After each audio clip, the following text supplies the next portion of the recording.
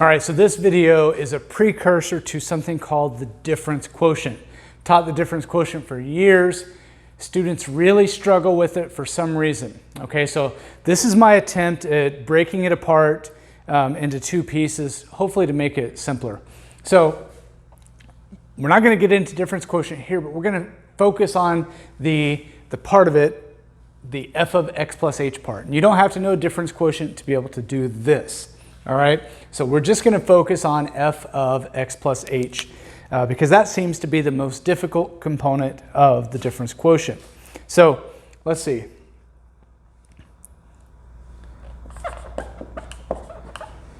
Given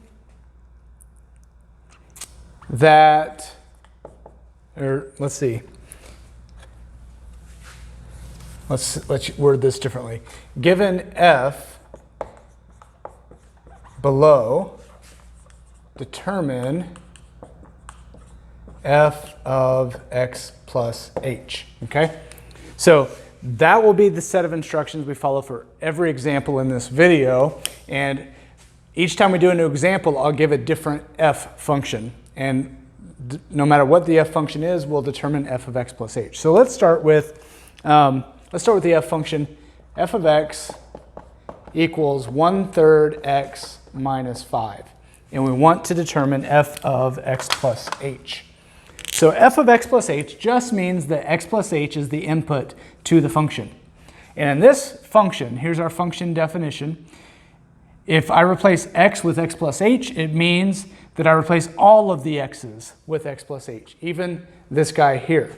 So what I get is f of x plus h equals 1/3 times the quantity x plus h minus 5. That's it. Just input x plus h instead of x. And so if I simplify this, all I need to do is distribute my 1/3. So I get 1/3 x plus 1/3 h minus 5. And that's f of x plus h. Okay? That's it. And that's the same concept we're going to use for every function here. Now the functions may get more difficult, but that concept applies across the board. So let's look at another one. Let's say f of x, this is kind of a weird one. Let's say f of x equals -4. So that means if I want f of x plus h, in this case, using this function definition, the output of this function is -4. It's a constant. No matter what x is, my output's -4. So f of x plus h in this case is just -4. There is no x in this formula to replace. So I just output the output, -4. All right, let's look at another one. I'll need some more room, so let me erase these. Let's look at a quadratic polynomial, meaning the degree of the polynomial is 2. Meaning that x is squared. So let's say that the function we're working with now is f of x equals 3 plus 2x minus 5x squared. And so you can see x squared is the highest power. So this is what we call a quadratic polynomial, a quadratic function in this case, because it's in the context of a function. So f of x plus h, we already know how to do this. Let's explore the algebra though for this particular function. I get 3 plus 2 times, not x anymore because my x's turn into x plus h. 3 plus 2 times x plus h minus 5 times x plus h quantity squared. Okay? And then if I simplify this, my 2 distributes. So I get 3 plus 2x plus 2h. My -5 does not distribute because of the order of operations. Okay? So I'm trying to pick examples here that are commonly missed. And this one's commonly missed because students will distribute the -5. I need to square x plus h first. I need to square x plus h first. So if I look at this guy here, that means I need to multiply x plus h by x plus h. And if I distribute all of that out, you can verify for yourself.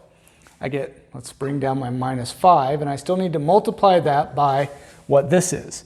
This ends up being x squared plus 2hx plus h squared. okay? When I square this, I get this trinomial.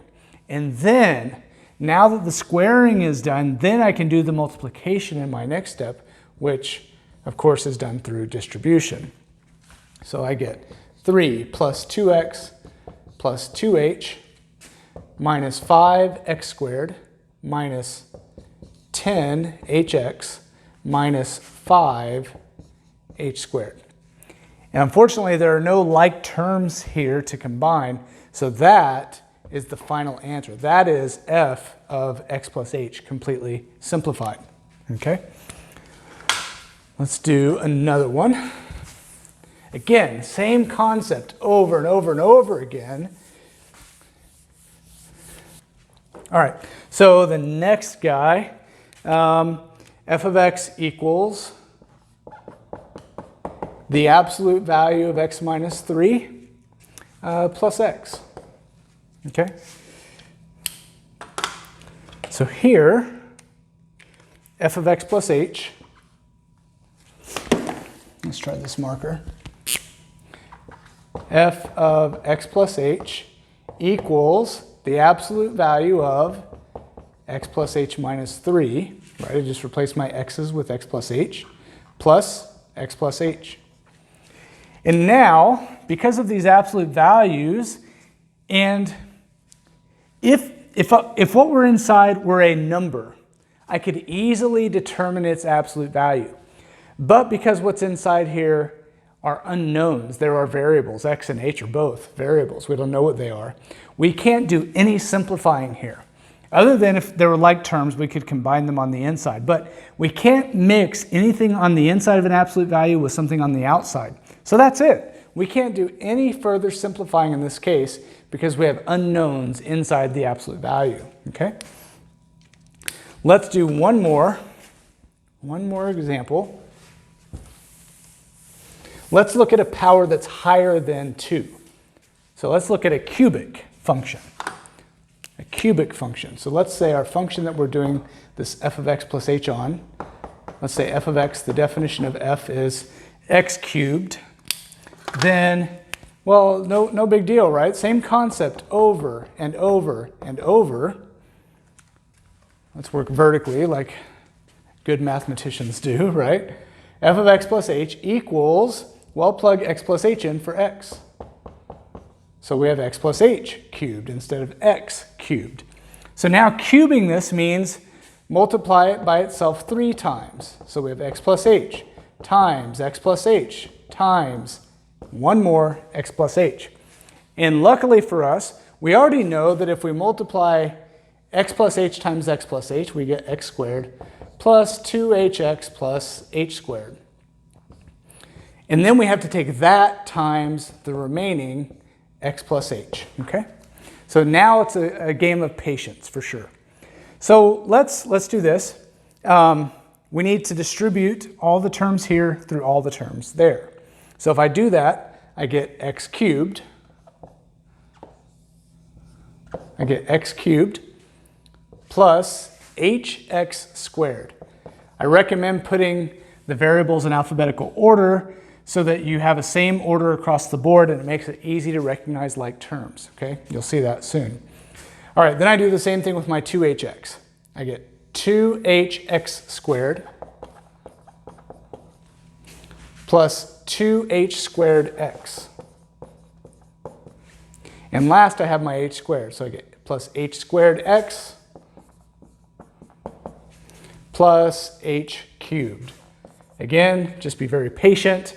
It doesn't actually take that long. Be patient and organized and you'll be just fine. So we do have some like terms to combine, and because we wrote the variables in alphabetical order when collecting the terms, it makes it simple. This is the only x cubed term that I have. But I've got a 1hx squared plus 2hx squared. Well, that gives me 3 hx squareds, okay? So when you see something like this without a coefficient, it's really a coefficient of 1. That's important to keep in mind. Then I've got a 2h squared x plus one more h squared x, giving me 3 h squared x's, okay? And last we have plus h cubed. And that's as simple as we can make f of x plus h in this case. We got rid of all the parentheses and we combined like terms. All right? So that's f of x plus h. Hopefully now difference quotient will be a piece of cake.